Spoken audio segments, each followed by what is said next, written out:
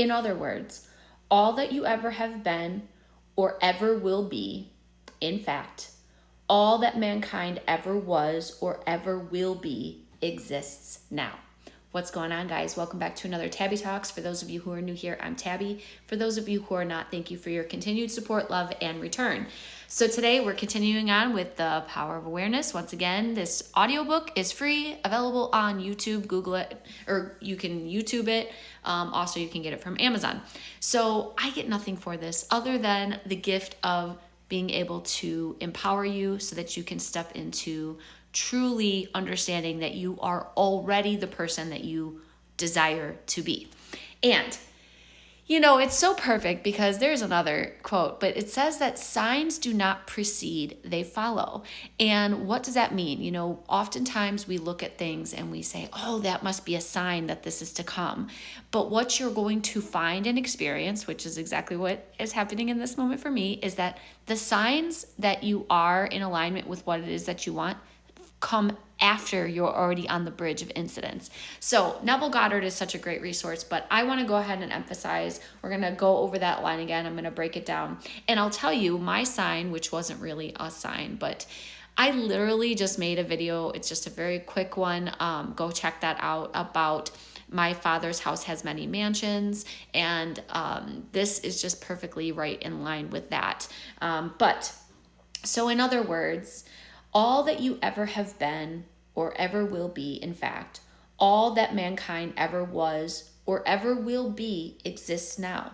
This is what is meant by creation. And the statement that creation is finished means that nothing is ever to be created. It is only to be manifested. What is called creativeness is only becoming aware of what already is. So you simply become aware of increasing portions of that which already exists. Now, I know that a lot of times there can be a very big misconception that manifesting sounds like it's action you're taking. It sounds like you are bringing it into reality. And while this is somewhat true, what is more true is that manifestation, and I believe there's actually a definition which I would love to get in a future video because I'm not going to stop and do that right now, but it's actually becoming aware of it because creation is already finished. That is how concepts like there are multiple timelines that you can shift into the reality that it is that you want to experience are possible when you understand this concept. And when it comes to the idea of desire, understand that the way that you come to manifest, which is just another way of saying the way that you come to experience, being able to experience what you do not see in front of you right now, is through your self-concept. It happens in layers. So as you elevate your vibration, as you raise your awareness, as you start to dwell in the good feeling place of what it is that you want, you will notice that your desires start to change in a good way. You will notice that depending on who it is that you say you are, more thoughts will come to further support asking you to desire that. Because to desire something means you already have it. And if you can allow that expansion to take place within you, if you can allow yourself to believe that you are a vibration, that there are multiple timelines or realities, whatever you want to call it, that my father's house has many mansions, which is reflective of the idea that you can go to any reality, and it's your awareness that brings it into your reality, that materializes these things. You do this through your self-concept. And this isn't original with me because it does come from the power of awareness, which is perfect because that is what I am going over my interpretation of the book, The Power of Awareness. But For example, say that you consider yourself successful. If in this moment you want to know, where am I at? You have to ask, what do I believe is true about myself right now? So for example, if you were to say, I am successful, if you were to sit with that, your brain would immediately start to imagine things that support you believing that about yourself. So it would maybe think about your bank balance, or think about a recent interaction that you've had with somebody where somebody was congratulating you and saying, you're doing so well, holy moly, blah, blah, blah. You also would naturally start to imagine maybe like a bigger office, or a promotion, like a name badge with your new title on that, or an increase in your salary, all based from the thought of, I am successful. And the reason it does that is because creation is finished, meaning you could not imagine something that is not for you.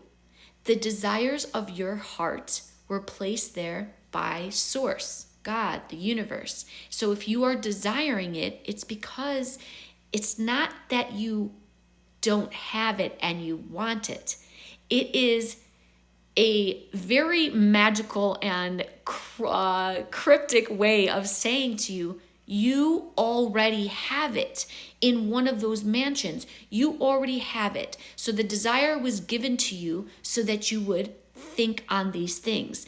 If you listen to my other video, one of my other videos, I said, if there is anything lovely, if there is anything good, if there is anything happy, think on those things. Because when you think on those things, you are going to create the circumstances that bring those things down and materialize them to your senses, so that it's not just all imagined activity. Now, the reverse of that is if you feel like a failure. If you feel like a failure, your mind will naturally start to bring up all of the memories, all of the conversations, all of the times that you felt worthless. And those things will be added on to you. So in the idea that creation is finished, if you want to know, where do I fall? Where am I at on this? The question to be asked is, who are you? What are you saying is true for you? How do you identify? Do you identify that you have good areas of your life and that there are not so good areas of your life? And understanding that, again, from a previous video where we talked about this, you are not actually the creator. You are not the creator. Creation is finished. You do not figure out the how. You do not make the circumstances, events, and things that make it true. You are the person who decides what is true, and our creator is what brings them to us. Every possibility exists. Every timeline of good, bad, indifferent exists. We experience those by who we identify with, how we identify ourselves, what concepts we believe of ourselves. And if you persist, if you stay in that knowing for long enough, the outside world has to conform. It is not even a question of, I wonder if, when will it? It will, if you can persist in the knowing of your chosen reality. But oftentimes, so many of us are so in and out. We fluctuate our states so frequently. We go from feeling good to feeling bad, to feeling nothing, to feeling happy, to feeling sad, to feeling depressed, to feeling anxious, to feeling excited, to feeling elated so quickly that we cannot really ever persist in something long enough to see immediate and instant results. So my video is going to cut off. You know it does at 10-minute mark. And I know this video is serving you well. I'm going to continue on with my journey of bringing you all these videos because I absolutely love this. And be sure to like, comment, subscribe, follow. Understand that it costs you nothing, and yet it does so much for me in return if you're liking what I'm putting out there. And Don't forget, keep shining your light because the world needs it. Love you. Take care.